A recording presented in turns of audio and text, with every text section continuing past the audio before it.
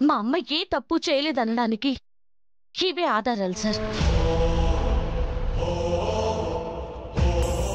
వీళ్ళే సాక్ష్యం.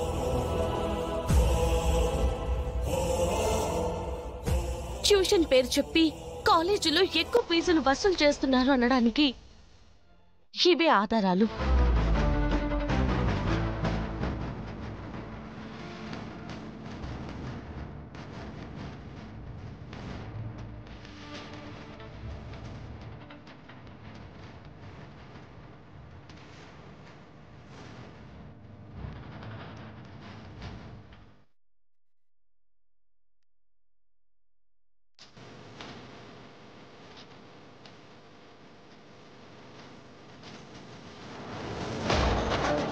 వీళ్ళని బెదిరించి ఆ రోజు మా అమ్మకి వ్యతిరేకంగా సాక్ష్యం చెప్పించి ఈ రోజు నిజం చెప్పడానికి కోర్టుకి రాకుండా బంధించారు.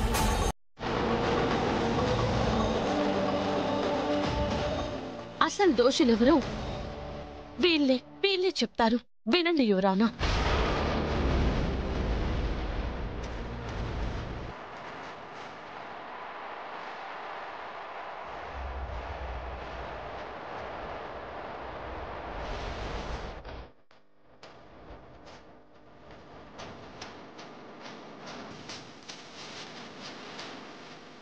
మా గుండమ్మ టీచర్ నిరపరాధండి.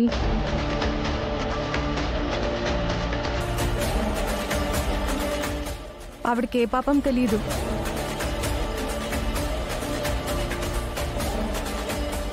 అవును సార్, అసలు దోషి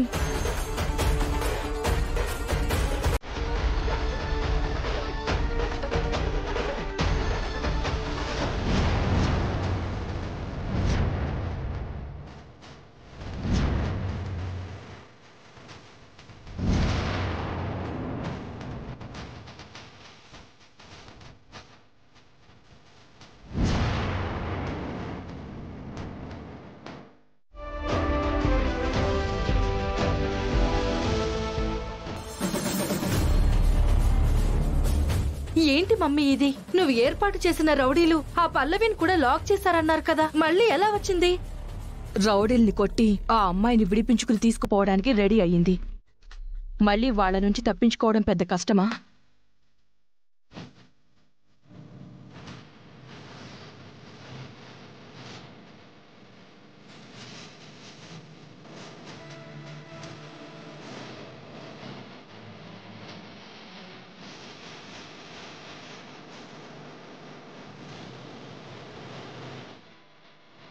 గుండమ్మ పల్లవి మొహంలో ఇక్కడి నుంచి ఏడుపు తప్ప ఇంకేమీ ఉండకూడదు అనుకున్నాం. కానీ వాళ్ళిద్దరి మొహంలో మళ్ళీ నవ్వు కనిపిస్తుంది.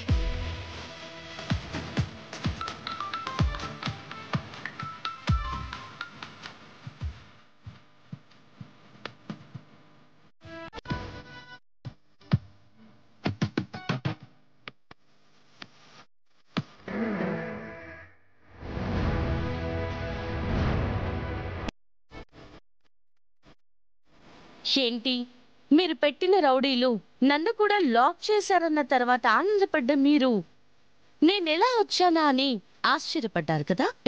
నేను రౌడీల్ని పెట్టడం ఏంటి? పోనీ మీరు బంధించిన అమ్మాయిలిద్దరినీ కోర్టుకు తీసుకొచ్చేసరికి షాక్ అయ్యారు కదా?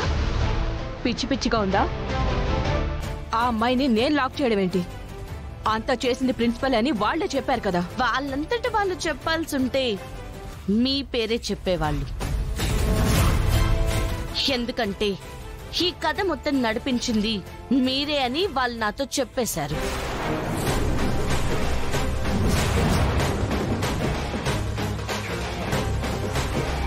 అసలేం జరిగింది? ఇదంతా సుమలత ప్రిన్సిపల్ కలిసి చేశారే. గుండమ్మ టీచర్కి వ్యతిరేకంగా సాక్ష్యం చెప్పించి మమ్మల్ని బెదిరించింది కూడా వాళ్ళని. దీనంతటికీ కారణం మన చైర్పర్సన్ సుమలత గారే. ఆ సుమలత చేసిన అరాచకాలని బయటపెట్టి టీచర్ గారు నిర్దోషి అని నిరూపించి ఆవిడ్ని జైల్లో చిప్పకొడు తినేలాగా చేద్దాం. మీ గురించి కోర్టులో మీ పేరు చెప్పొద్దని నేనే వాళ్ళని ఆపాను. నేను వాళ్ళని ఆపకపోయుంటే మీ పేరు వాళ్ళు చెప్పుంటే మీ పరిస్థితి ఏమయ్యేది? ప్రస్తుతం మీరెక్కడ కూర్చుండేవాళ్ళు? కానీ ఇంత చేసినా ఎందుకు మీ పేరు బయటికి రానివ్వలేదో మీరే తెలుసుకోవాలి. దానికి కారణం చరణ్.